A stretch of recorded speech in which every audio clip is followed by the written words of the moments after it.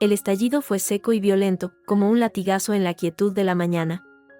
Un sonido que no pertenecía a mi apartamento en la calle López de Hoyos de Madrid. Lo seguí, con el corazón acelerándose, hasta el baño de invitados. La escena era una pesadilla doméstica. Un surtidor de agua fría brotaba a borbotones de una tubería rota junto al inodoro, empapando las paredes, el suelo, las toallas. El agua, ya por el tobillo, avanzaba imparable hacia el pasillo. Mierda, mierda, mierda. La palabra me salió a gritos, eco de mi pánico. Corrí a la cocina, agarré todos los trapos y toallas que encontré, intentando taponar la fuga, contener el diluvio. Era inútil. El agua, burlona, los empapaba y seguía su camino. Marcos. Necesitaba a Marcos. Él siempre sabía qué hacer, era el que arreglaba las cosas. O eso creía yo. No me molesté en secarme las manos, empapadas y heladas. Salí al rellano y bajé las escaleras de 2 en 2, las zapatillas dejando un rastro oscuro sobre la piedra. Su trastero, su santuario donde guardaba herramientas y sueños de bicicletas de montaña, estaba en el sótano. La puerta, de un verde apagado, estaba entreabierta. Un hilo de luz y el murmullo de voces salían de dentro. Iba a llamar, a gritar su nombre, cuando la voz de él me paralizó. No era el tono que usaba conmigo. No era el tono práctico, a veces distante, del día a día. Era suave, íntimo, casi cansado.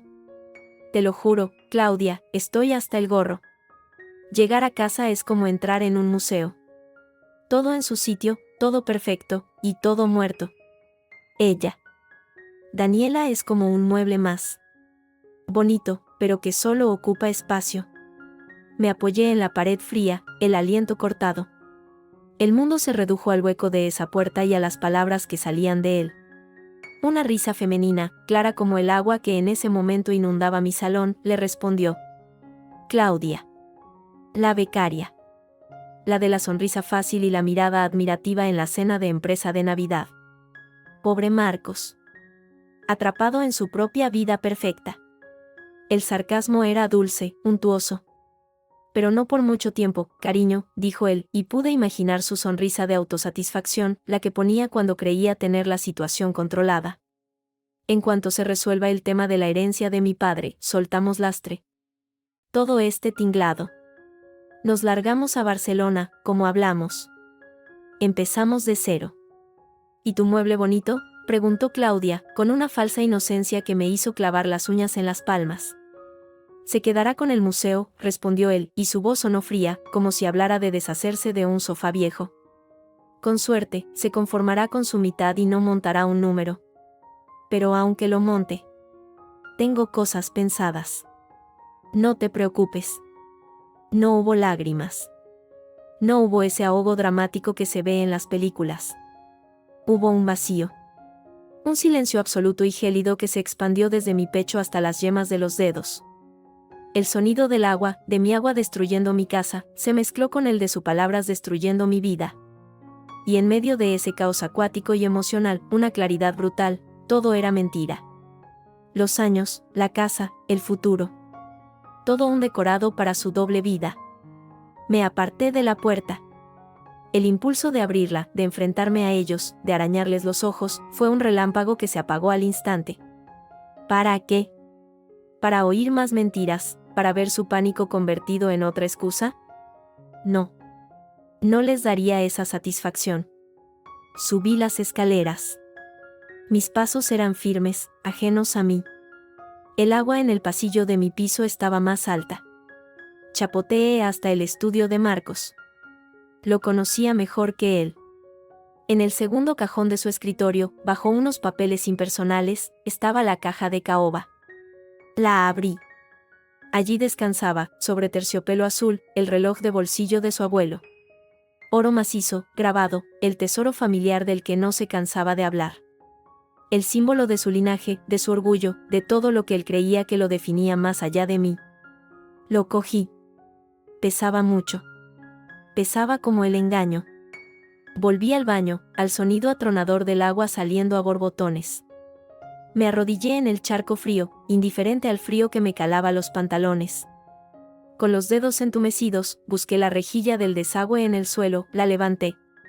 El agujero era negro, prometedor. Un mueble viejo, murmuré para mí, mirando el reloj que brillaba bajo la luz del baño. Pues que se pudra con el resto de la basura. Lo dejé caer. No hubo ruido. Solo un pequeño chapuzón allá abajo, en la oscuridad, antes de que la corriente de agua sucia se lo llevara para siempre. Un símbolo hundido. Una parte de él eliminada de mi mundo, como él quería hacer conmigo. Cerré la rejilla. Me levanté. Llamé al seguro y al fontanero con una voz que no reconocía, plana y eficiente. Estaba allí cuando llegaron, una hora después, viendo cómo cortaban el agua general y empezaban a trabajar. El suelo era un desastre. Mis cosas, empapadas. Pero yo estaba seca por dentro. Quemada. La puerta de entrada se abrió de golpe. Marcos apareció, con la chaqueta del traje puesta, la cara una máscara de confusión e irritación al ver el caos. ¿Qué demonios ha pasado? Me han llamado del trabajo diciendo que... Su mirada recorrió el pasillo inundado, los muebles desplazados, los operarios. Luego se clavó en mí. Daniela, ¿estás bien? Estupendamente, respondí, secándome las manos en un trapo. Problemas de fontanería. Nada que no se pueda arreglar. Él no pareció convencido. Olía a culpa, a miedo a que su secreto hubiera sido descubierto de otra manera. Dios, qué desastre. Voy a dejar la cartera en el estudio. Se marchó por el pasillo. Yo me quedé donde estaba, contando segundos en mi cabeza. 1, 2, 3. El grito fue un aullido de animal herido. No. Apareció en la puerta del pasillo, la caja de caoba vacía en una mano temblorosa, la otra agarrada al marco de la puerta. Su rostro, antes solo irritado, estaba descompuesto por un pánico absoluto, primitivo. ¿Dónde está? ¿Dónde está el reloj? Los fontaneros dejaron de martillear por un instante, mirándonos. Yo me encogí de hombros, un gesto ligero, casi despreocupado. ¿El reloj? Ah, sí, la rejilla del desagüe estaba atascada con tanta agua. Parecía la cosa más pesada que tenía a mano para destaparla. Funcionó. Hubo un silencio espeso, roto solo por el golpeteo lejano de una herramienta. Marcos me miró como si no me reconociera. Como si una extraña hubiera ocupado mi cuerpo. ¿Estás diciendo que? No podía articular la idea, monstruosa para él. Que lo tiré por el retrete, Marcos. O por el desagüe del suelo, para ser exactos. Ya sabes, para destapar la tubería. Mi voz era de hielo. Un mueble viejo, al fin y al cabo. Como yo. ¿No? La mención, la repetición exacta de sus palabras, le golpeó como un puño. El pánico en sus ojos se mezcló con un entendimiento horrorizado, y luego, con una rabia pura y negra que le enrojeció el cuello y la cara. ¿Has estado escuchando?, susurró, pero era un silbido cargado de veneno. Lo suficiente, asentí. Lo suficiente para saber que Barcelona suena bien. Deberías irte pronto. Aquí huele a podrido. Él cruzó la distancia que nos separaba en 2 zancadas. Los fontaneros se pusieron en tensión. Ese reloj valía más que tú. Era de mi abuelo. Era lo único. Lo único que quería salvar, terminé yo por él, alzando la barbilla. Ya no sentía miedo. Solo un desprecio infinito. Pues has fracasado. Se ha ido por el desagüe. ¿Cómo se irá todo lo demás?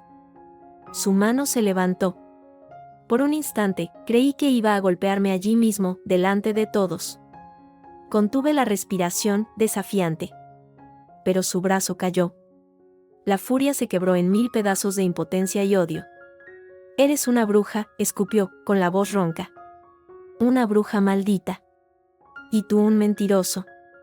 Y un cobarde, repliqué, girándome hacia los fontaneros, que miraban la escena con incomodidad manifiesta. ¿Podemos terminar aquí, por favor? Necesito que esto se seque. Y le di la espalda.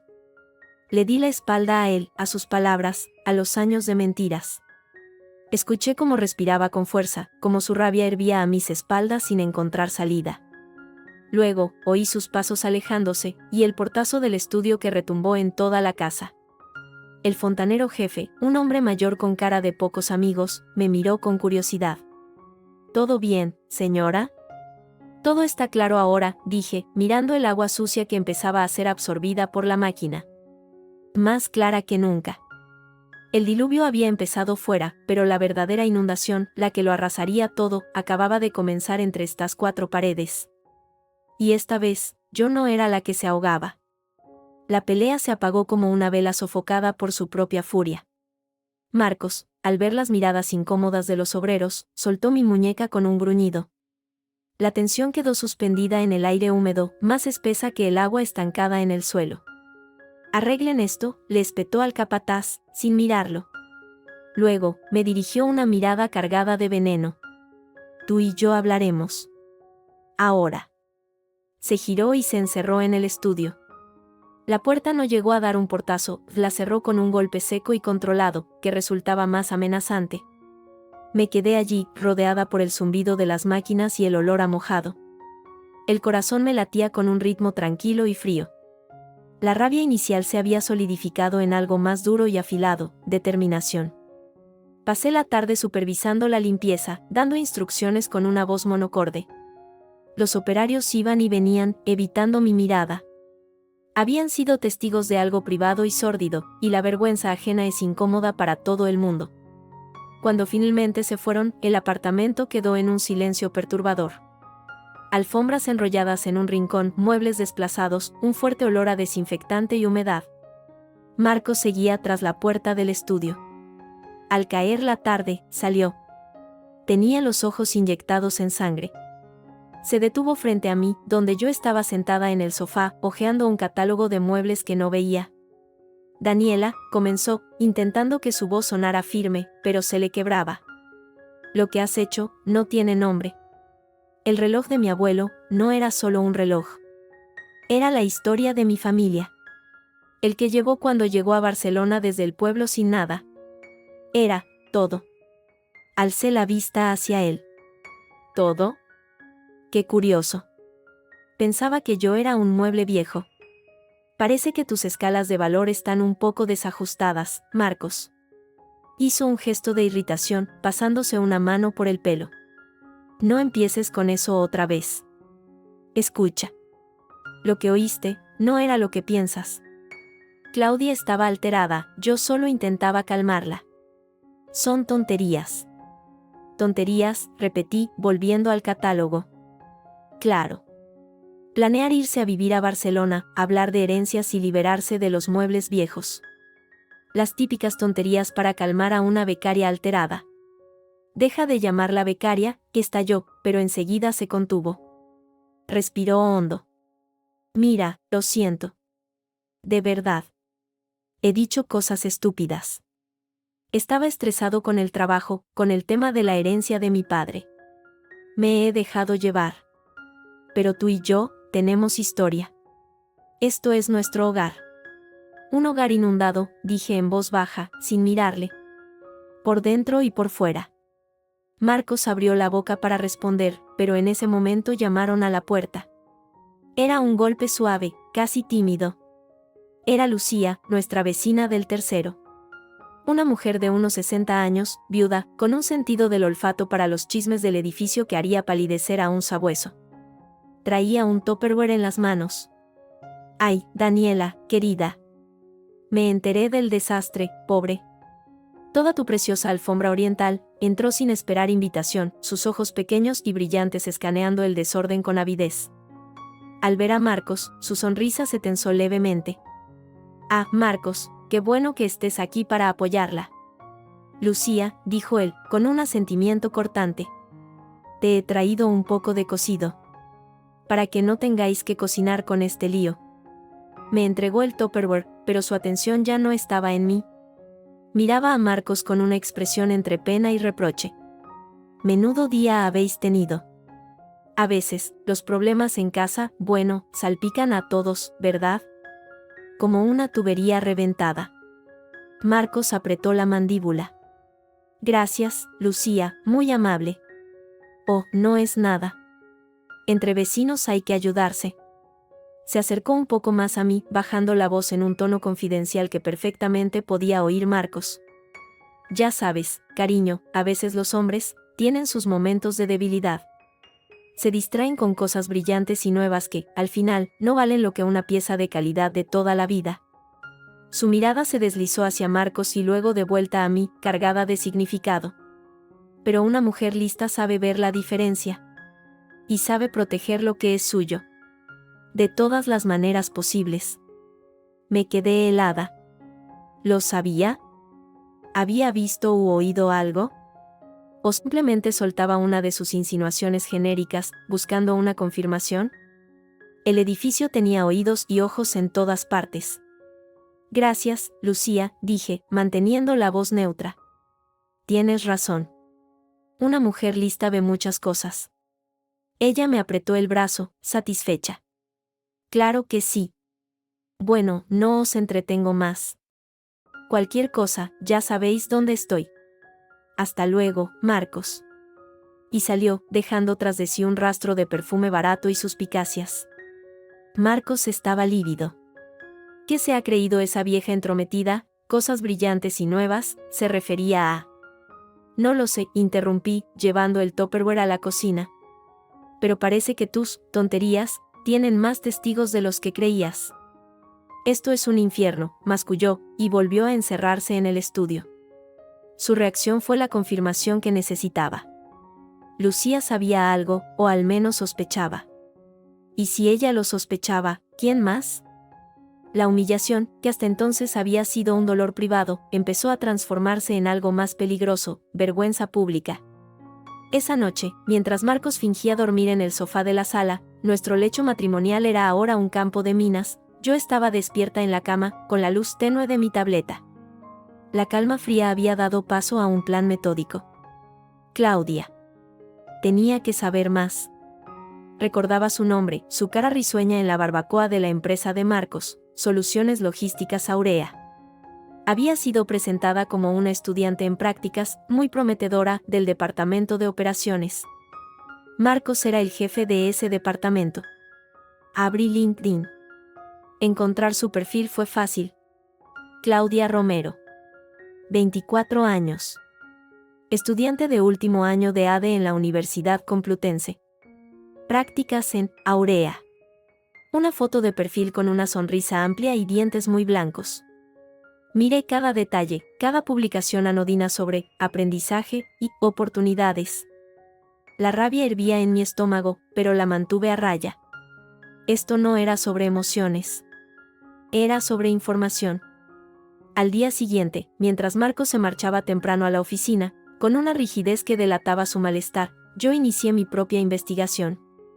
Desde mi tableta, usando una cuenta de redes sociales falsa que creé hacía años para seguir ofertas, busqué más. Encontré su Instagram. Público. Fotos en terrazas de Malasaña, en conciertos, con amigas. Sonrisas. Juventud. En una foto, hace 3 meses, se veía de fondo una chaqueta colgada en una percha. Una chaqueta de tweed azul marino que yo le regalé a Marcos por su cumpleaños el año pasado. No se veía su rostro, solo su brazo. Pero yo reconocí el forro de seda a rayas. El corazón me dio un vuelco seco y doloroso. Llevaba meses. Quizás más. Guardé capturas de pantalla. Todas.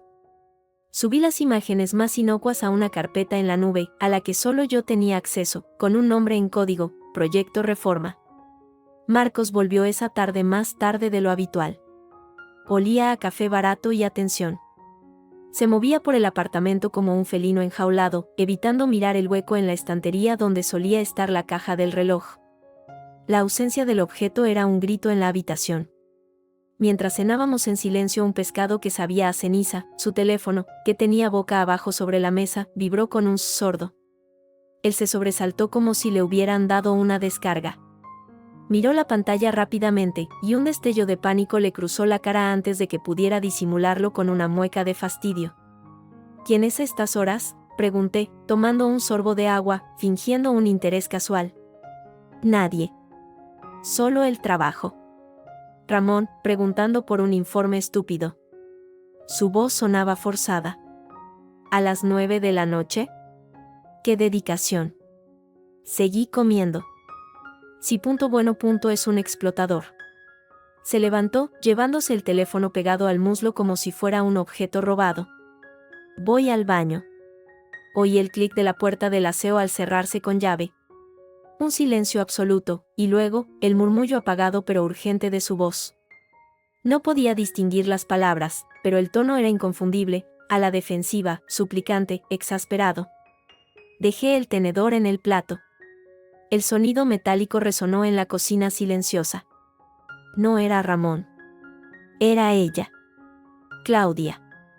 Presionando. Preguntando por su liberación. Preguntando por Barcelona. Él salió 5 minutos después, la frente ligeramente sudorosa. Era Ramón. Un lío con un cliente importante en Valencia. Tendré que ir un día la semana que viene a solucionarlo. A Valencia, dije, con una sonrisa leve. Qué interesante. Sí, dijo, evitando mi mirada. Muy interesante. Mentía con una facilidad patética. La conversación que había oído en el trastero volvía a mí con toda claridad. Para ti, lo que sea. Incluyendo, aparentemente, inventar viajes de trabajo. En ese momento, algo cambió dentro de mí. El dolor, la humillación, se solidificaron en una fría y resuelta determinación. Marcos no solo me había traicionado. Estaba montando una farsa completa, jugando a 2 bandas, y yo era la tonta que pagaba las facturas de la casa inundada mientras él soñaba con terrazas barcelonesas con su amante. Ya no bastaba con haber tirado su preciado reloj. Eso había sido un acto de rabia, un golpe simbólico. Ahora necesitaba algo más sustancial. Necesitaba un plan. Necesitaba, sobre todo, que él sintiera el mismo pánico helado que yo había sentido al escuchar sus palabras en el trastero. Y sabía, con una certeza absoluta, que la clave estaba en esa chica de sonrisa blanca y en ese teléfono que ahora vibraba con mensajes que destrozaban nuestra ya hecha añicos vida. La partida, pensé mientras lavaba los platos y él se perdía en el salón frente a la televisión muda, acababa de comenzar. Y esta vez, yo no jugaría a la esposa ofendida. Jugaría para ganar. El silencio en el apartamento se había vuelto espeso, palpable, como una niebla tóxica que llenaba cada habitación. Marcos y yo éramos 2 fantasmas coexistiendo en el mismo espacio, evitando el contacto, hablando solo en monosílabos cuando era estrictamente necesario. La tensión era un cable de acero tirante, a punto de romperse. Pero yo ya no era la esposa herida que esperaba una explicación. Era una arquitecta. Y estaba diseñando mi propia demolición. Pasaron 3 días. 3 días en los que observé sus movimientos, sus suspiros de irritación cuando pensaba que no le miraba, la forma compulsiva en que revisaba el teléfono, siempre con el volumen en silencio. Claudia seguía presionando. Yo lo sabía por la inquietud que emanaba de él, por las llamadas que recibía en el balcón, fingiendo fumar un cigarrillo que apenas probaba. El viernes por la mañana, mientras él se anudaba la corbata frente al espejo del recibidor con movimientos bruscos, actué.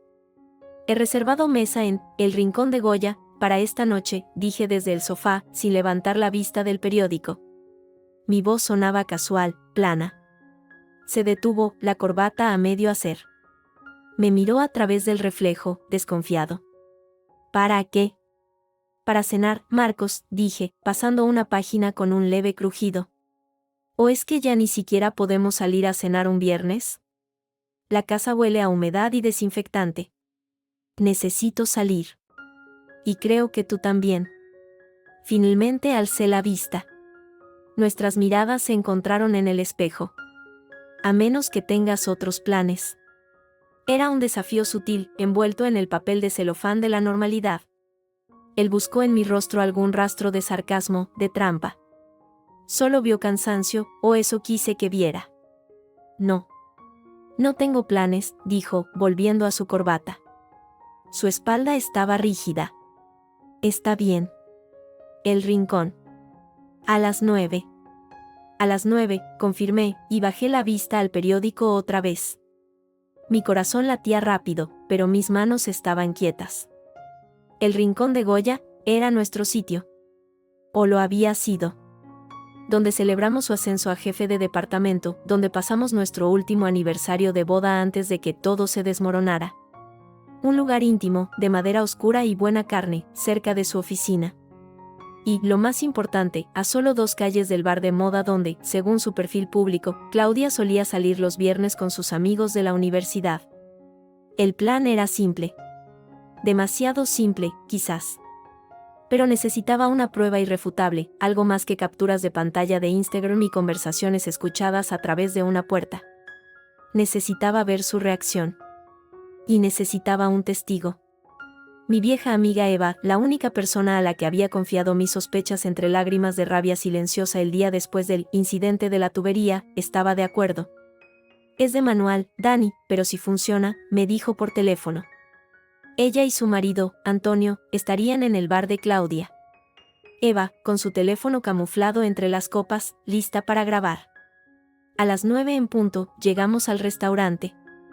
Yo llevaba un vestido negro sencillo, el que a él siempre le gustaba. Él llevaba su mejor traje gris, pero parecía incómodo dentro de la tela, como si le apretara. La camarera nos condujo a nuestra mesa habitual, en un rincón con cierta intimidad. Todo era tan familiar que dolía, el olor a carne a la parrilla y a vino tinto, el murmullo bajo de las conversaciones, el tintineo de la cubertería.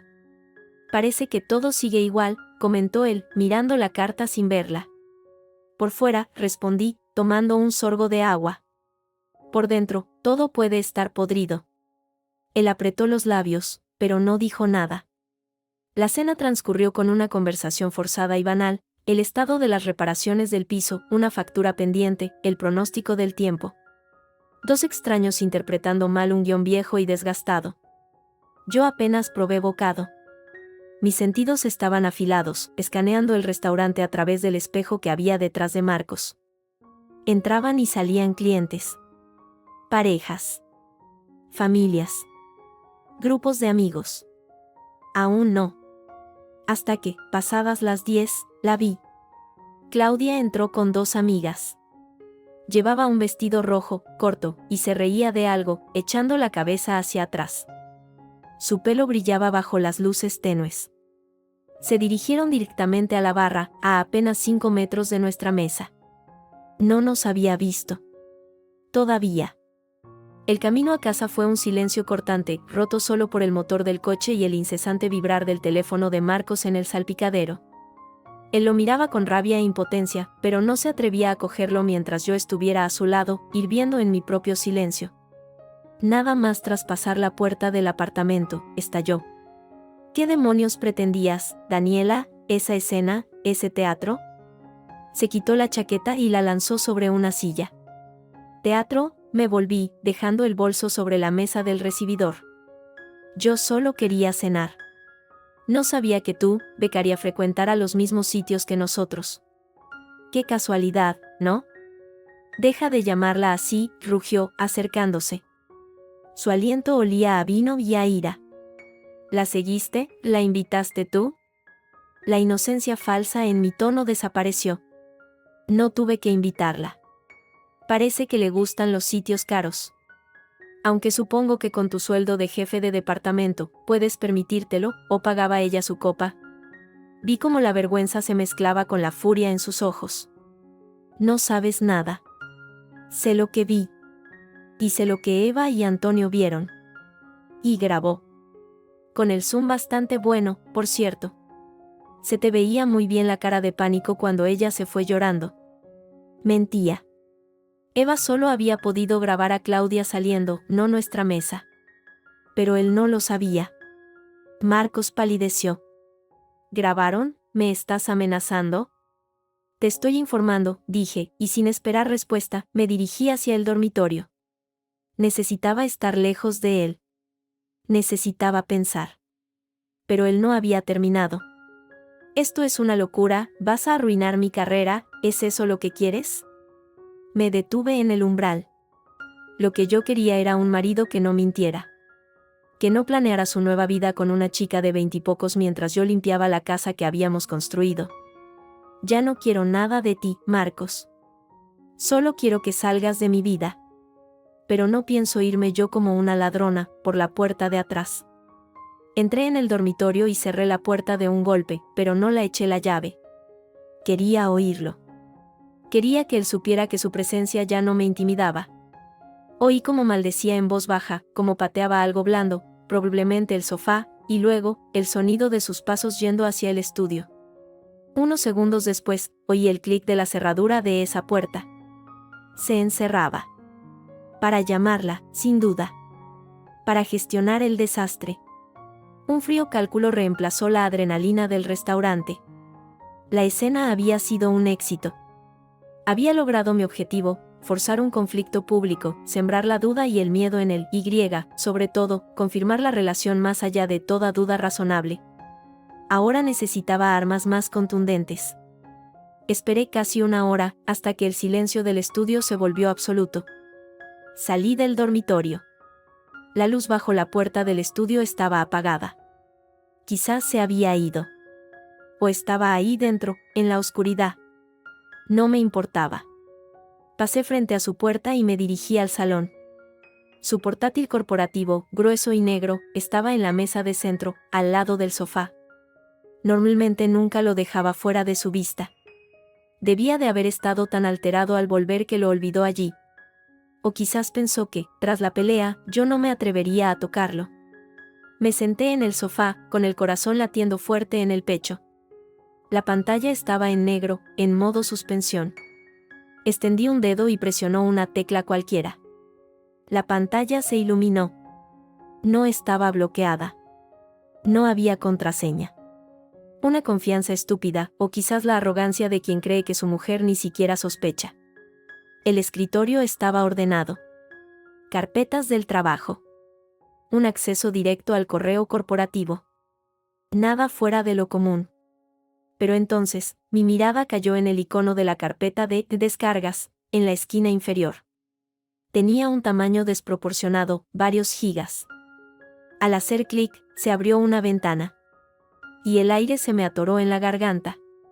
Dentro había docenas, quizás cientos, de archivos de imagen. Algunos con nombres genéricos como informe-Q3, JPG o gráfico-logística, PNG. Otros, más descarados, con fechas. Hice doble clic en uno al azar. Era una foto de ellos dos. En un hotel, por la ropa de cama impersonal. Claudia, con una camiseta suya, mi camiseta favorita de algodón de Marcos, hacía un peace sign a la cámara, sonriendo con picardía. Marcos, a su lado, medio dormido, con una sonrisa de satisfacción en el rostro. La fecha de la foto en los metadatos era de hace 5 meses. 5. Pasé a la siguiente. Selfie en un coche, en algún camino de montaña. Otra en una terraza, con vistas a una ciudad que no era Madrid. Barcelona, tal vez. Otra más íntima, borrosa, tomada en un espejo. Mi estómago se retorció. La rabia y el asco formaban una bola de hielo en mis entrañas. Pero también una extraña y fría euforia. Aquí estaba. La prueba absoluta, incontestable. No eran insinuaciones, ni rumores, ni conversaciones robadas. Era la evidencia visual de su traición, minuto a minuto, mes a mes. No lloré. Respiré hondo, el aire siseando entre mis dientes apretados. Conecté al portátil un pequeño disco duro externo que usaba para las copias de seguridad de mis fotos. Y empecé a copiar. Carpeta tras carpeta. Cada clic del ratón era un clavo más en el ataúd de nuestro matrimonio. Tardó unos 10 minutos. Cuando terminé, desconecté el disco, lo guardé en mi bolso, y apagué el portátil, dejándolo exactamente como lo había encontrado. Al día siguiente, mientras Marco salía temprano para la oficina, con unas ojeras oscuras y una actitud hosca, yo ya tenía una cita concertada. La oficina de Sofía Márquez, abogada de familia, olía a café recién hecho y a papel nuevo. Era una mujer de unos 50 años, con el pelo corto y canoso y una mirada inteligente y directa tras sus gafas de lectura. No hubo preámbulos dulces. Daniela, hablemos claro. Lo que me has contado por teléfono es grave. Infidelidad continuada, planes de abandono del hogar, posible ocultación de bienes en previsión de una herencia, repasó las notas que había tomado. Le puse el disco duro sobre la mesa. Aquí tiene la prueba. fotos. Muchas. Con fechas. De los últimos 8 meses, por lo menos. Sofía conectó el disco a su ordenador y comenzó a examinar las imágenes en silencio, haciendo clic con rapidez. Su expresión permaneció impasible, profesional. Después de unos minutos, desconectó el dispositivo. Es suficiente. Más que suficiente para un proceso de separación y divorcio con causales claros de tu parte. Demuestra la relación adúltera continuada, lo que afectará a la pensión compensatoria y a la custodia si hubiera hijos, que no es el caso. También podemos usarlo para presionar en la liquidación de la sociedad de gananciales. Me miró fijamente. La pregunta es, ¿qué quieres conseguir, Daniela? Quiero que se vaya de la casa, dije, mi voz más firme de lo que me sentía. Quiero la mitad de todo, lo que me corresponde por ley. Y quiero que le duela. ¿Cómo me ha dolido a mí? Sofía asintió. Entendido. Empezaremos notificándole la intención de separación. Con estas pruebas. Es poco probable que intente disputar la causa. Le propondremos un convenio regulador. Si no lo acepta, iremos a juicio, donde esto, señaló el disco, será determinante. Pero debes prepararte, Daniela. Esto se va a poner feo. La gente, cuando se siente acorralada, reacciona mal. Ya he visto cómo reacciona, murmuré, recordando su furia por el reloj. Exacto. Así que cuidado. Y documenta todo. Cada discusión, cada mensaje, cada llamada. Salí de la oficina de Sofía con una mezcla de alivio y vértigo. Había dado el paso legal. Había un camino a seguir. Pero también sabía que había activado una bomba. Esa noche, Marcos llegó tarde otra vez. Olía a alcohol barato y a derrota. Fui directa al grano. No había tiempo que perder. He estado hoy con una abogada, dije, sentada en el salón, sin mirarle cuando entró. Se detuvo en seco. ¿Qué? Una abogada. Sofía Márquez. Especialista en familia. Le he enseñado las fotos de tu portátil. Las de tu escapada a la montaña, las del hotel, las de la terraza en Barcelona. Finalmente alcé la vista hacia él. Su cara era un poema de horror. Tú entraste en mi ordenador, balbuceó, la incredulidad superando momentáneamente a la furia. Es mi propiedad privada. Y las fotos son prueba de tu conducta privada, repliqué con calma. Prueba que va a usar mi abogada para asegurarse de que salga de esta relación con lo que me corresponde. Te sugiero que busques un abogado también, Marcos. Porque voy a pedir la separación inmediata, la venta del piso y una pensión compensatoria. La palidez de su rostro dio paso a un rubor violento. No puedes hacer eso, son fotos privadas, robadas. Como mi marido, dije en voz baja. Se abalanzó hacia mí, pero se detuvo a 1 metro de distancia, como si chocara contra un muro invisible. Escúchame, Daniela, dijo, cambiando de tono abruptamente. La furia se desvaneció, reemplazada por una súbita y patética urgencia. Por favor. No hagas esto. Fue un error. Una tontería. Ella no significa nada. Es solo una chica. Tú y yo tenemos una vida. Historia. Podemos arreglarlo. Terapia, lo que sea. Era el guión clásico. La negación, la minimización, la promesa vacía. Lo habría encontrado conmovido hace unas semanas. Ahora solo me producía náuseas. Tu tontería tiene 8 meses de fotos y planes de mudanza a Barcelona, recordé. No hay terapia que cure eso. Te lo prohíbo, gritó, volviendo a la amenaza. Si mandas esas fotos a alguien, te destruiré. Arruinaré tu nombre. Mi nombre ya está arruinado, Marcos. Soy la esposa a la que engañabas. Pero tu nombre, el de un jefe de departamento que tiene relaciones con una becaria, a la que probablemente ha favorecido en el trabajo, ese nombre sí es ruinoso. Y esas fotos, en manos de recursos humanos de Aurea, dejé la frase en el aire, cargada de intención. Vi cómo el pánico se apoderaba de él completamente. Estaba acorralado y lo sabía. ¿Qué quieres?, preguntó, con la voz ronca, derrotada. Ya te lo he dicho. que firmes el convenio que mi abogada va a preparar. Que te marches. Y que aceptes las consecuencias de tus actos. En ese momento, su teléfono, que había dejado sobre la mesa de centro, vibró. La pantalla se iluminó. Un nombre apareció, Claudia. Y debajo, un mensaje de vista previa que ambos pudimos leer. Marcos, esto no puede seguir así. Habla con ella ya o lo haré yo. Estoy harta de esconderme. El silencio que siguió fue absoluto. Marcos miró el mensaje, luego me miró a mí, con el rostro descompuesto. La presión venía de ambos flancos, y su mundo, cuidadosamente construido sobre mentiras, se desmoronaba en tiempo real. Parece, dije, poniéndome de pie y recogiendo mi bolso, que tu tontería también está harta de ser una tontería. Tendrás que decidir a cuál de las dos hacemos caso.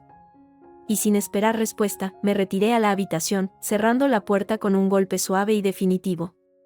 La batalla legal y personal había comenzado oficialmente. Y yo, por primera vez en mucho tiempo, tenía la munición. La tensión en el apartamento se había solidificado en algo tangible, como un cristal grueso y frío que nos separaba.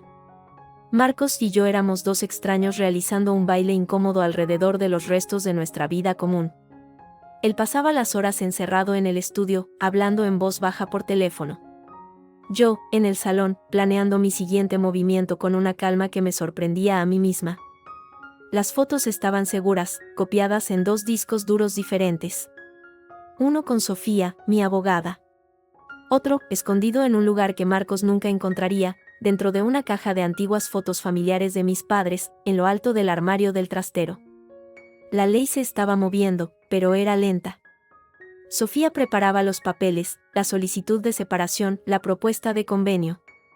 Yo necesitaba algo más inmediato. Necesitaba que Marcos sintiera el suelo hundirse bajo sus pies, igual que yo lo había sentido al oírle hablar de mí como de un mueble viejo. Una tarde, mientras él estaba en la oficina, encendí mi ordenador. No el suyo, que ahora llevaba siempre consigo o lo guardaba bajo llave, sino el mío. Recordé el nombre de su jefe, Ramón Vallejo. Lo había visto en alguna cena de empresa, un hombre cincuentón, serio, con fama de estricto y de no tolerar tonterías que pudieran manchar la imagen de Soluciones Logísticas Aurea. Busqué su correo corporativo. Era fácil de deducir, ramon.vallejo@aureasoluciones.es. Creé una cuenta de correo nueva, anónima, con un nombre genérico. No quería rastros. Luego, seleccioné con cuidado. No enviaría las fotos más explícitas o comprometedoras. Eso sería contraproducente, podría verse como un chantaje obsceno.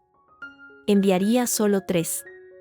Las suficientes para dejar las cosas claras, pero con una apariencia de preocupación cívica. La primera, el selfie en el coche, donde se les veía a los dos sonrientes, con el logotipo de la empresa en una carpeta visible en el asiento trasero. Marcaba claramente la relación personal. La segunda, una foto en lo que parecía un afterwork de la oficina, con Claudia sentada muy cerca de él en un sofá, su mano en su brazo, la mirada de él hacia ella demasiado íntima para ser profesional. La tercera, una captura de pantalla del perfil de LinkedIn de Claudia, destacando su posición como becaria en departamento de operaciones, y la de Marcos como jefe del departamento de operaciones. Redacté el mensaje con cuidado, en un español formal y frío. Asunto: preocupación respecto a conducta profesional. Estimado señor Vallejo. Le escribo como alguien preocupado por el entorno laboral y la ética en Soluciones Logísticas Aurea. Considero que la relación personal entre un jefe de departamento, Marcos Ruiz, y una becaria a su cargo, Claudia Romero, constituye un claro conflicto de intereses y una posible vulneración del código deontológico de la empresa.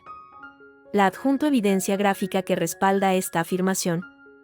Entiendo que estas situaciones pueden afectar negativamente al clima de trabajo, a la imparcialidad en la evaluación del desempeño y, en última instancia, a la reputación de la compañía. Atentamente. Un empleado preocupado. Sin firmar. Sin dar pie a réplica. Solo los hechos, o al menos, una versión sesgada de ellos. Di clic en enviar. Un pequeño mensaje en la pantalla confirmó que el correo había sido enviado. Una oleada de frío, seguida de una calma extraña, me recorrió. No había vuelta atrás. Los efectos no se hicieron esperar. Al día siguiente, Marcos volvió a casa a primera hora de la tarde, algo inusual. Su rostro estaba pálido, la corbata deshecha. Olía a sudor frío. ¿Qué pasa?, pregunté, desde el sofá, fingiendo leer. Mi pulso se aceleró. Nada, dijo, pero su voz sonaba ronca. Un día de mierda, nada más. Se dirigió directamente a la cocina y oí el sonido de la nevera abriéndose, de una botella de cerveza siendo abierta. Minutos después, su teléfono sonó. Lo miró y palideció aún más. Sí, Ramón. Sí, ahora estoy en casa. Hoy. Pero es casi la hora de... Sí. Entiendo. Allí estaré. Colgó y se quedó mirando la pared, con la cerveza sin probar en la mano. ¿Problemas en el trabajo?, pregunté, con tono inocente. Se volvió hacia mí, y por un instante, vi un destello de sospecha feroz en sus ojos. Pero debió de descartarlo. Una tontería. Una auditoría interna de repente. Ramón quiere revisar algunos procedimientos de mi departamento. Dice que ha llegado un informe anónimo. Anónimo, repetí. Qué raro, ¿sobre qué? No lo sé, espetó, pero no me estaba mirando a mí. Estaba mirando al vacío, conectando puntos. Sobre prácticas, dicen. Protocolos. Bebió un trago largo de la cerveza. Mierda, murmuró para sí. En los días siguientes, Marcos se convirtió en un manojo de nervios. Llegaba a casa tarde, agotado, hablando por teléfono en la terraza con un tono cada vez más exasperado. Sí, lo sé, Claudia, pero es que no es el momento, y le oí decir una vez, su voz ahogada por el viento. Hay una investigación, ¿no lo entiendes? Alguien ha hablado. Yo seguía con mi rutina. Salía, veía a Eva, me reunía con Sofía para repasar los avances del convenio. Sofía me informó de que había contactado con el abogado de Marcos. Él había pedido tiempo para revisarlo. Está ganando tiempo, me dijo Sofía. Pero con lo que tenemos, no tiene muchas cartas. A no ser que... A no ser que ¿qué? A no ser que intente buscar algo contra ti. Alguna prueba de que no eres una esposa intachable. Pero no te preocupes, es una táctica habitual. Sigue documentando todo. Una noche, una semana después de enviar el correo, Marcos explotó. Llegó con aliento a whisky. Me encontró en el salón, viendo la televisión sin verla. «¿Has sido tú?», dijo, de pie en medio de la habitación. No era una pregunta. Era una acusación plana, cargada de odio. «¿El qué?», respondí, bajando el volumen. El correo. La auditoría. La investigación de recursos humanos. Claudia está histérica. La han llamado a declarar. A mí me han hecho preguntas de mierda sobre favoritismos, sobre viajes de formación, punto. Se acercó tambaleándose. ¿Qué hiciste, Daniela? ¿Le mandaste las fotos a Ramón? Mantuve la calma. ¿Por qué iba a hacer algo así? Arruinar tu carrera también arruina mi situación económica, ¿no? Afecta a la pensión compensatoria. Sería una tontería por mi parte. Puse su propia lógica en su contra. Él dudó. Mi argumento era sólido desde un punto de vista práctico. Entonces, ¿quién más podría? Sus ojos se abrieron de par en par. ¿Esa vieja bruja de Lucía? ¿O alguno de los celosos de la oficina? Álvaro, tal vez, ese imbécil que quería mi puesto. Quizás, dije, encogiéndome de hombros. Cuando juegas con fuego, Marcos, es fácil quemarse. Y dejar que otros se quemen contigo. No juegues conmigo, y gritó, y lanzó su vaso vacío contra la pared, donde se hizo añicos con un estruendo seco. Esto es tu culpa, si no hubieras estado husmeando, si no hubieras ido a ese maldito restaurante. Mi culpa es haberte creído, dije, levantándome. No iba a quedarme sentada mientras me lanzaba cosas. Tu culpa es haber mentido. La de Claudia es haberse acostado con su jefe. Ahora afrontad las consecuencias, cada uno. En ese momento, su teléfono volvió a sonar. Él lo miró, y una mueca de auténtico pánico le recorrió el rostro. Era Claudia. Dudó un segundo, luego, con un gruñido, cogió la llamada y se marchó a la terraza, cerrando la puerta de un golpe. No pude oír todo, pero los tonos atravesaban el cristal. Él, intentando calmar, con voz baja y urgente. Ella, cada vez más aguda, histérica. Capté fragmentos. No me importa la investigación, me están haciendo sentir como una puta. Dijiste que iba a ser rápido. Tu mujer es una loca, y tú eres un cobarde, Marcos. Resuélvelo o acabaré contándolo todo yo, me da igual. La llamada terminó bruscamente. Marcos volvió a entrar, demacrado. Me miró, y en sus ojos ya no había furia, solo un miedo profundo y un odio helado dirigido hacia mí. Contento, dije en voz baja, recogiendo los trozos de cristal del suelo con cuidado. Tu princesa empieza a ver que su príncipe azul es, en realidad, un hombre casado, mentiroso y acorralado. Las hadas madrinas no suelen hacer buenos convenios reguladores. Él no respondió. Se derrumbó en el sofá y se cubrió la cara con las manos. No lloraba. Solo respiraba con dificultad. Por primera vez, vi más que un mentiroso o un furioso, vi a un hombre que empezaba a comprender el precio de sus actos. Y el precio era su trabajo, su reputación, y ahora, también, la paciencia de su amante. Su mundo perfecto de doble vida se resquebrajaba por todos lados. Y yo, desde mi fría atalaya de dolor convertido en acción, observaba cómo empezaban a caer los primeros escombros. El verdadero derrumbe, sin embargo, aún estaba por llegar. El ambiente en el apartamento era ahora el de una guerra fría en territorio minado. Marcos pasaba los días fuera, supustamente, trabajando desde casa, en cafeterías, pero yo sabía que era mentira. La presión en su empresa debía de ser insoportable. Lo notaba en su silencio cargado de odio, en la forma en que evitaba cualquier contacto visual, como si yo fuera la encarnación de todos sus males.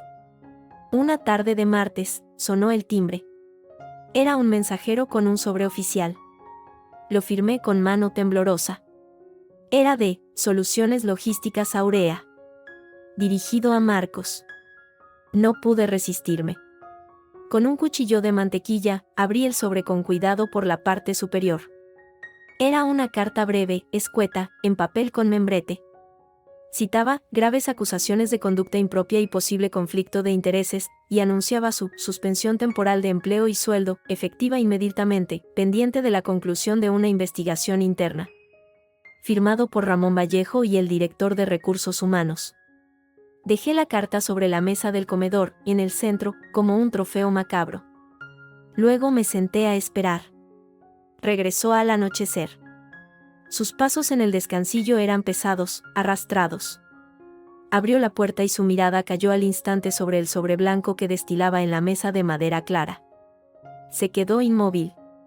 Durante un largo minuto, solo se escuchó el tic-tac del reloj de pared. Finalmente, se acercó. Cogió la carta. La leyó.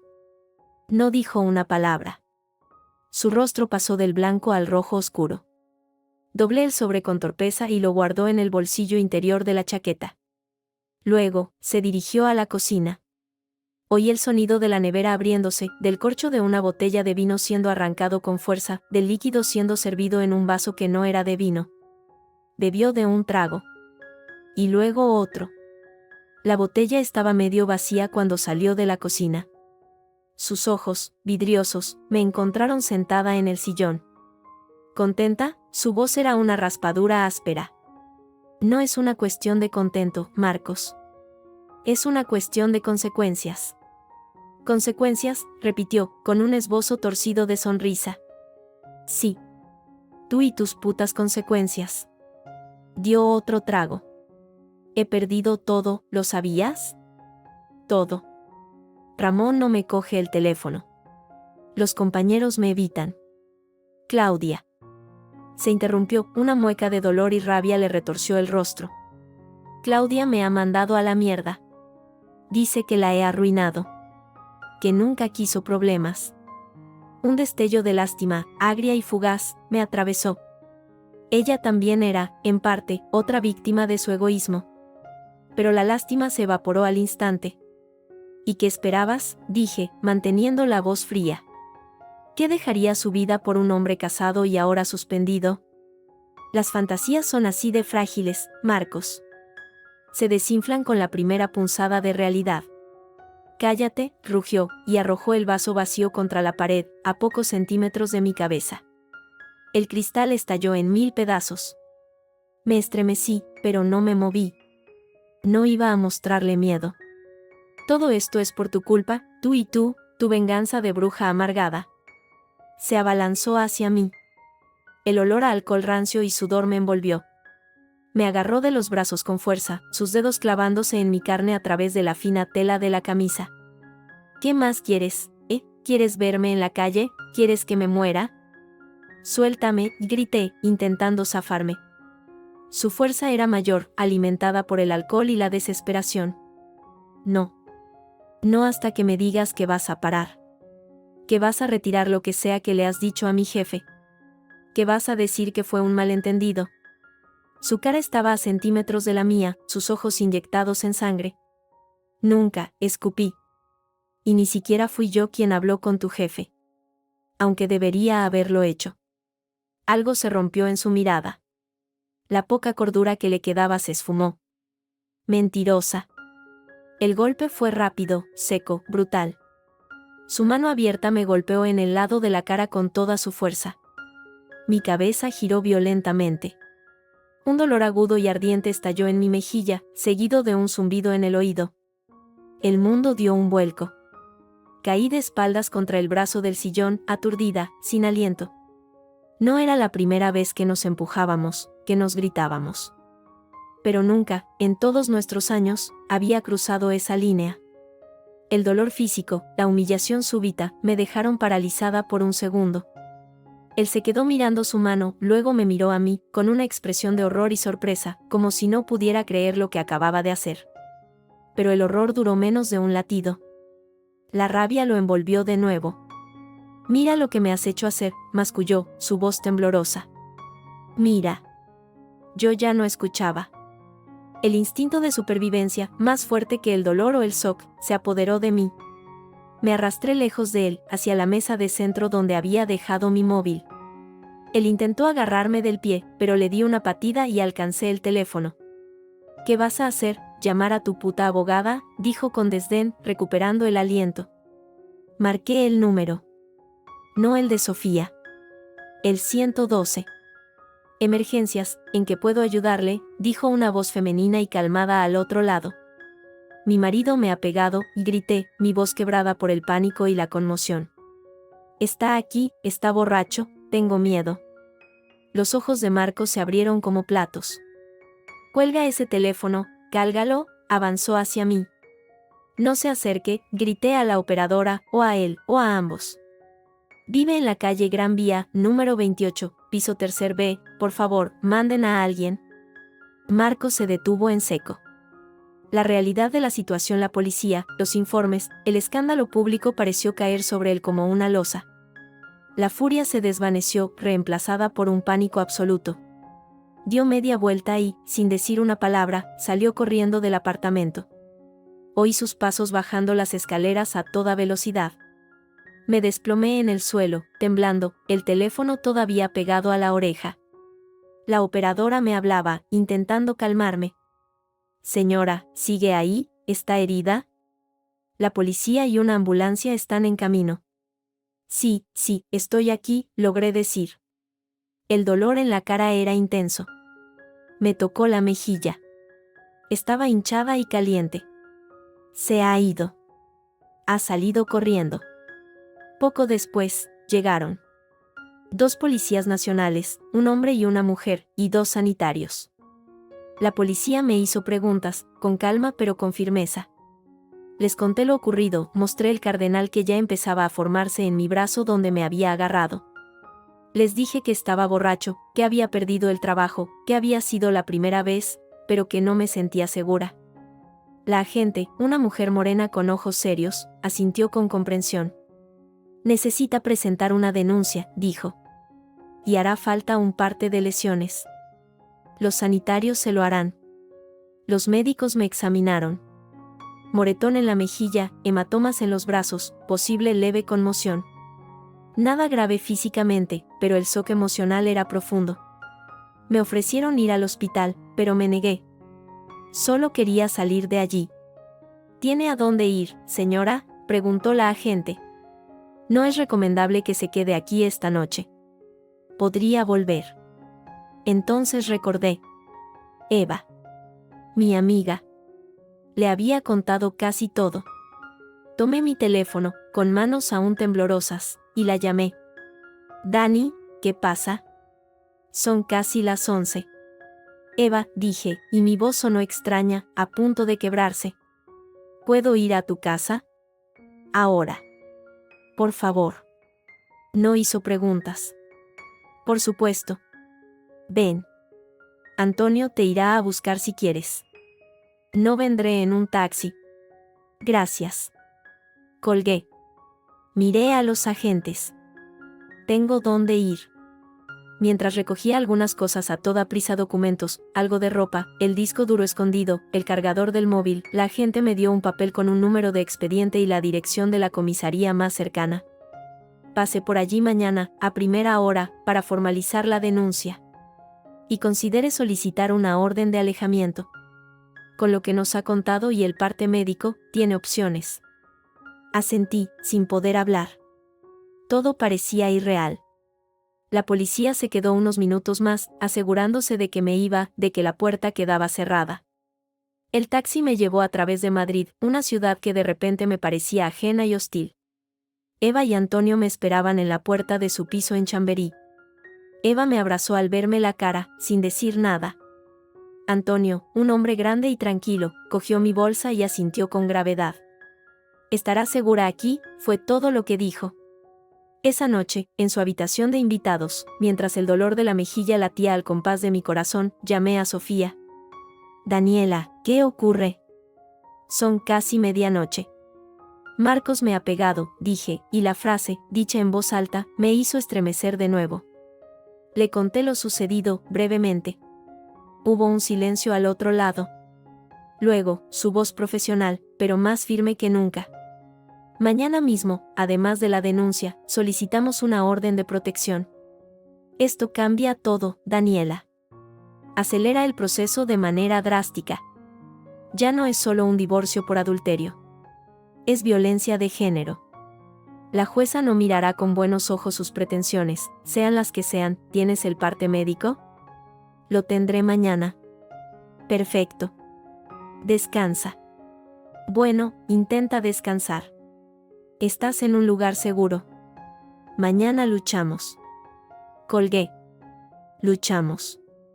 La palabra resonó en la oscuridad de la habitación extraña. Ya no se trataba de venganza, ni siquiera de justicia. Se trataba de supervivencia.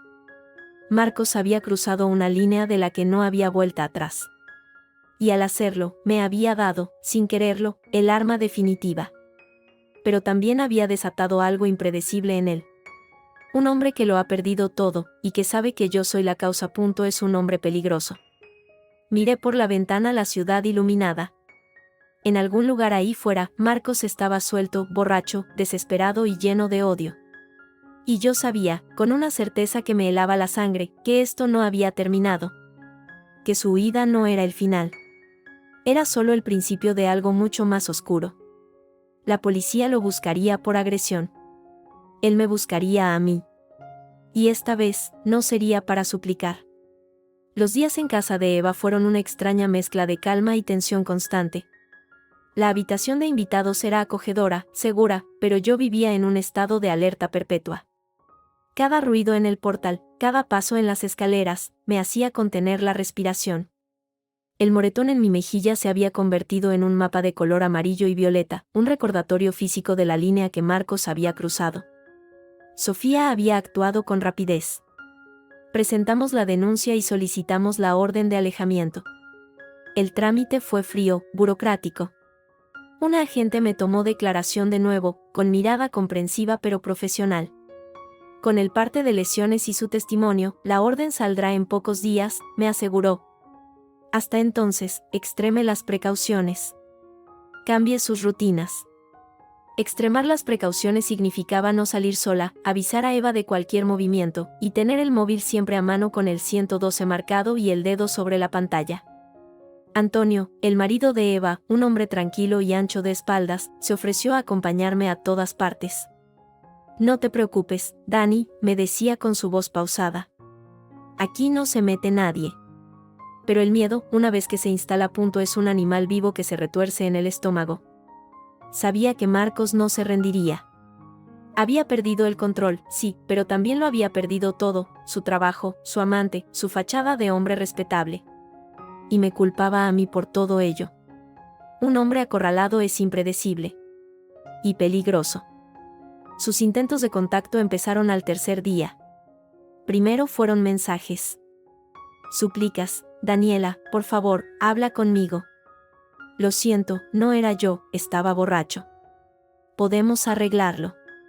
Luego, amenazas veladas, no pienses que te vas a librar tan fácil. Sé dónde está Eva. Finalmente, llamadas desde números privados.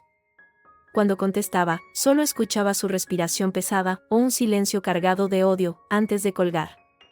Eva quería cambiar mi número, pero Sofía me aconsejó que no. Guarda todo. Son pruebas. Bloquea los números conocidos, pero deja que los desconocidos vayan al buzón de voz. Si dice algo amenazante, no servirá. Una tarde, mientras Eva y yo tomábamos café en su salón, sonó el portero automático. Las dos nos quedamos inmóviles. Miré a Eva. Ella se levantó y fue hasta el interfono. Sí. Una voz distorsionada por el aparato, pero inconfundible, llenó la habitación. Eva. Soy Marcos. Necesito hablar con Daniela. Solo un minuto. Mi sangre se heló. Eva me miró, alarmada. Yo negué con la cabeza con firmeza.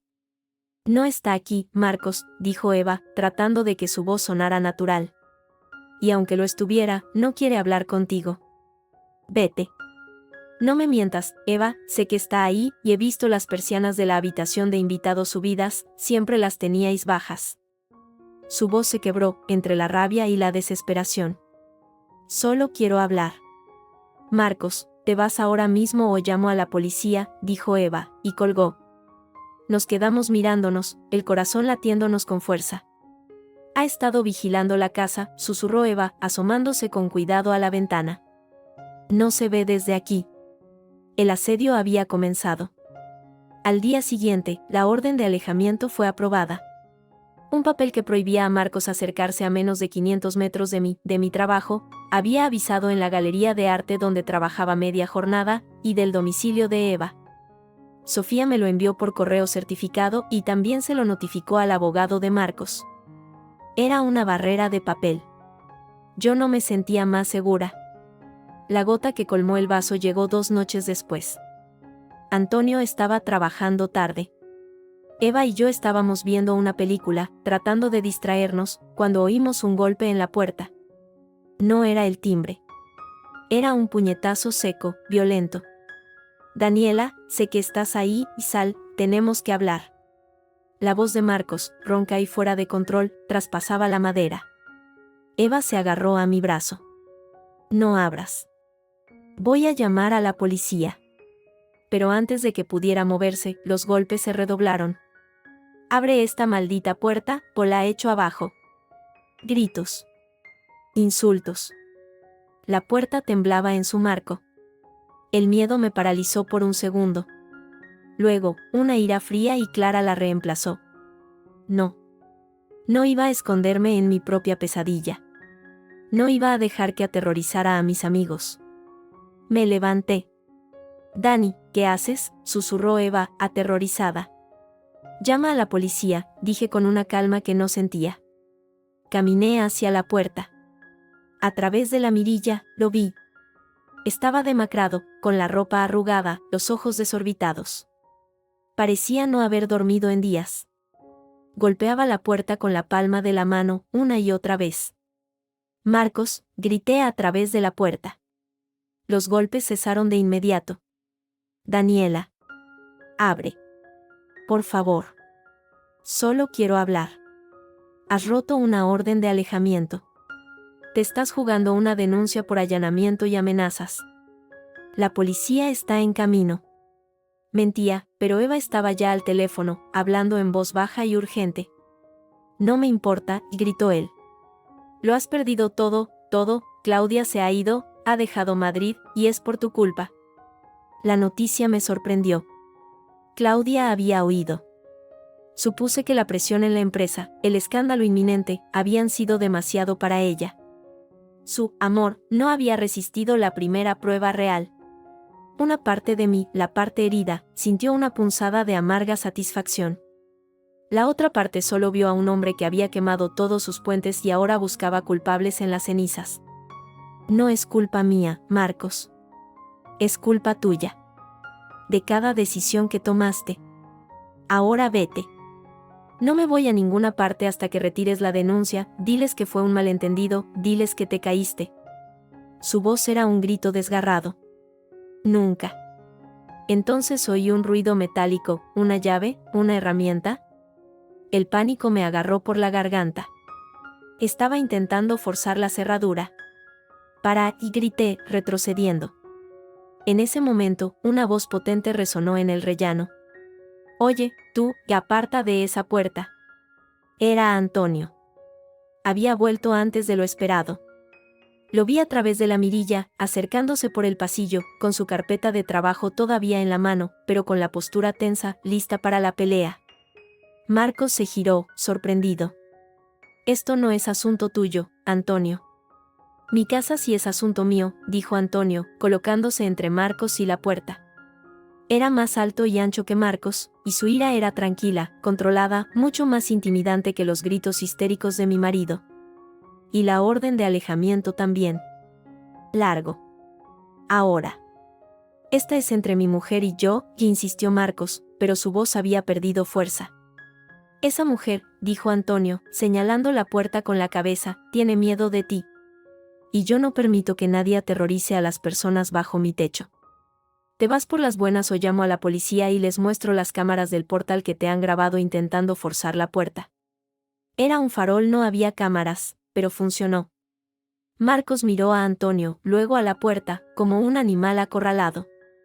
La furia en sus ojos se apagó, dejando solo un vacío desolado y lleno de odio. Esto no se acaba aquí, murmuró, pero era más para sí mismo. Esto no se acaba hasta que me devuelvas mi vida. Dio media vuelta y bajó las escaleras a trompicones. Antonio esperó a oír la puerta del portal cerrarse antes de golpear suavemente nuestra puerta. Eva, Daniela, soy yo. Abrid. Eva abrió, llorando de alivio. Antonio nos abrazó a las dos. Lo siento, no deberíais haber pasado por esto. Minutos después, llegó la policía. Les contamos todo. Antonio dio su declaración. Les mostré los mensajes y el registro de llamadas en mi móvil. Los agentes anotaron todo con seriedad. Con esto, podemos ampliar la orden de alejamiento y presentar cargos por acoso e intento de allanamiento. Pero tiene que estar preparada, señora. A veces, cuando ven que no tienen nada más que perder, se vuelven más impredecibles. Esa noche, acostada en la cama de la habitación de invitados, escuchando los ronquidos suaves de Antonio al otro lado del pasillo, supe que tenían razón. Marcos ya no tenía nada. Y un hombre sin nada es capaz de cualquier cosa. Pero yo tampoco era la misma. El miedo aún estaba ahí, sí. Pero por encima de él, más fuerte, había una determinación de acero. Ya no me escondería. Ya no esperaría a que él decidiera cuándo y cómo atacar. Al día siguiente, llamé a Sofía. «¿Quiero hacerlo público?», le dije, sin preámbulos. «¿El divorcio?», preguntó ella. «Todo. La infidelidad. El acoso. La agresión. Quiero que la gente sepa quién es. Quiero quitarle el último refugio que le queda, la mentira». Sofía hizo una pausa. «Es arriesgado. Puede que la gente tome partido, que te señalen. Es un camino duro». «Más duro que vivir con miedo», respondí. «No. Él quería una vida nueva, secreta. Yo le voy a dar una nueva vida, pero no como él la planeaba. Una donde todo el mundo sepa exactamente lo que hizo». Mientras colgaba, supe que era el paso definitivo. Ya no era solo una batalla legal. Era una guerra por mi nombre, por mi historia, por el derecho a contar mi verdad antes de que él envenenara el pozo con sus versiones. Marcos pensaba que no tenía nada más que perder. Pero se equivocaba. Me quedaba mi voz. Y estaba a punto de usarla. El proceso de divorcio fue un trámite frío y meticuloso, como una cirugía mayor que extirpara una parte envenenada de mi vida. Con la orden de alejamiento en vigor, las comunicaciones pasaron exclusivamente por nuestros abogados. Sofía fue un escudo implacable. Las fotos, la denuncia por agresión, el testimonio de Antonio por el intento de allanamiento, todo formó un expediente demoledor. Marcos, a través de su abogado, intentó resistirse al principio. Quería una compensación económica por el robo y destrucción del reloj de su abuelo. Sofía se rió en la primera reunión y amenazó con contrarrestar con una demanda por daños morales y violencia psicológica que lo dejaría en la ruina. La herencia de su padre, que tanto ansiaba, se esfumó en gastos legales y en la liquidación de la sociedad de gananciales. El juez fue contundente. La infidelidad probada, la violencia física y el acoso pesaron como losas. Me concedió el divorcio con todas las de la ley. La vivienda conyugal, el piso que aún olía a humedad y dolor, sería vendida y el dinero repartido al 50%. También obtuve una pensión compensatoria por 2 años, dado el desequilibrio económico provocado por la pérdida de mi trabajo a tiempo parcial durante el matrimonio y por su conducta. La última vez que vi a Marcos fue en el juzgado, el día de la vista. Había un pasillo de separación entre nosotros.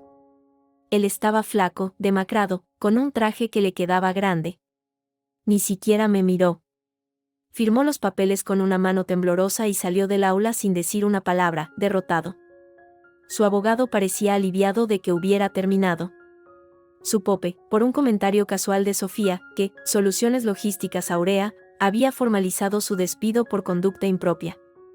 Claudia, según rumores que Eva recogió de contactos lejanos, se había marchado a Barcelona. Supongo que para empezar de nuevo, lejos del escándalo. Su príncipe azul se había convertido en cenizas y ella no quería mancharse. Vender el piso fue terapéutico. Limpiarlo, vaciarlo, deshacerme de los muebles que compartimos, de las sábanas que mancilló, fue como arrancar una costra. El dinero de la venta, unido a mis ahorros y a la primera cuota de la pensión, se convirtió en mi semilla. Siempre me había gustado el mundo de las plantas, su silenciosa resiliencia. En un rincón tranquilo de Malasaña, encontré un local pequeño, con buena luz. Lo alquilé. Lo pinté de blanco y verde. Le puso un nombre sencillo, Verde Volver. Comencé a vender plantas de interior, macetas bonitas, fertilizantes ecológicos. Y libros. Poesía, sobre todo. Esos 2 lenguajes, el verde y el poético, me sanaron. El trabajo era físico, gratificante. Regar, podar, trasplantar, hablar con clientes amables que solo querían un poco de vida para su salón. Eva y Antonio fueron mis primeros y más fieles clientes. Lucía, la vecina entrometida, vino un día, se compró un potos y me dio un abrazo incómodo pero sincero. Al final, las viejas sabemos ver la madera buena, susurró. Y se fue. La vida, lenta y firmemente, echó nuevas raíces. El miedo se disipó, reemplazado por una paz cansada pero auténtica. Ya no saltaba con los ruidos fuertes. Ya no revisaba la mirilla 3 veces. La orden de alejamiento seguía vigente, pero hacía meses que no sabía nada de él. Era un fantasma que poco a poco perdía su poder.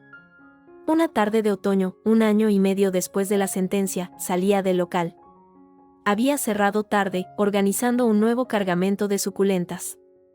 El aire olía a lluvia y castañas asadas. Caminaba distraída, pensando en si debería ofrecer talleres de cuidado de plantas, cuando lo vi. Estaba sentado en un banco de piedra, frente a una iglesia, a unas cuantas calles de mi tienda. No lo reconocí al principio. Era una figura encorvada, con un abrigo desgastado y demasiado grande para él. Llevaba la barba crecida y sucia, el pelo gris y sin cortar. Bebía directamente de una botella de plástico barata, mirando al vacío. Fue su manera de mover la mano al beber, un gesto que había visto miles de veces, lo que me heló la sangre. Era Marcos. Me detuve en seco, a unos 10 metros de distancia. El instinto me gritó que diera media vuelta, que cruzara la calle. pero no lo hice. Lo observé. Observé el vacío en sus ojos, la desesperanza en sus hombros caídos. No era el hombre arrogante que había planeado una nueva vida en Barcelona. Era solo un espectro, un resto de lo que fue. Él, como sintiendo mi mirada, alzó la vista. Nuestros ojos se encontraron. Por un segundo, no hubo reconocimiento. Solo la mirada opaca de un extraño. Luego, algo se encendió en lo profundo de sus ojos. Una chispa de vergüenza, de odio, de memoria. Abrió la boca como para decir algo, pero no salió ningún sonido. No sentí piedad. No sentí odio. Solo una tristeza enorme y distante, como la que se siente ante una ruina. Este hombre había sido mi marido. Había compartido mi cama, mis sueños, mi día a día. Y ahora era un desconocido roto, sentado en un banco público, bebiendo la miseria que él mismo había elaborado. Él hizo un movimiento torpe, como para levantarse. Quizás para acercarse. Quizás para suplicar. Quizás para maldecirme. No lo sabré nunca. Porque en ese momento, yo giré sobre mis talones y seguí caminando. No con prisa, no con miedo. Con una calma absoluta. Puse un pie delante del otro, alejándome del banco, del fantasma, del pasado. El eco de sus pasos, si es que intentó seguirme, se perdió en el rumor de la ciudad. No miré atrás. Sentí la lluvia fina empezar a caer, fresca en mi rostro. Respiré hondo, el aire limpio de octubre llenándome los pulmones. Delante de mí estaba la calle que llevaba a mi casa, a mi pequeño piso alquilado lleno de plantas y luz. A mi vida. Y supe, con una certeza tan simple y poderosa como el latido de mi propio corazón, que por fin había terminado. No con un estallido, sino con un suspiro. Con el silencioso y definitivo acto de caminar hacia adelante, y dejar atrás, para siempre, la ruina.